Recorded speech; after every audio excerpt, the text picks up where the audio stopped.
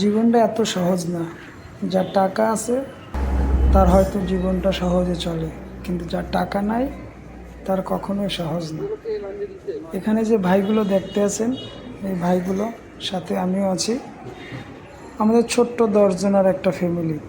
আমরা সবাই গার্মেন্টসে চাকরি করি, সবাই সেখান থেকে স্যালারি পাই।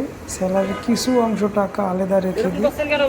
সেই টাকা দিয়েই প্রতি মাসে 2 শুক্রবার এই রাস্তায় যে আমাদের ভাই বোনেরা থাকে, যাদের খাবার কাপড় চোপড় খুবই কষ্টকর, তাদের জন্য আমরা কিছু একটা করার চেষ্টা করতেছি।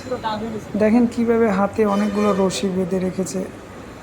রশিগুলো অনেক টাইম লাগছে আমাদের খুলতে, তারপর হাত ধোয়াইয়ে তারপর তাকে খাওয়ান দেওয়া লাগছে। আপনাদের কাছে আমাদের কোনো টাকাটা সহজে চলে না।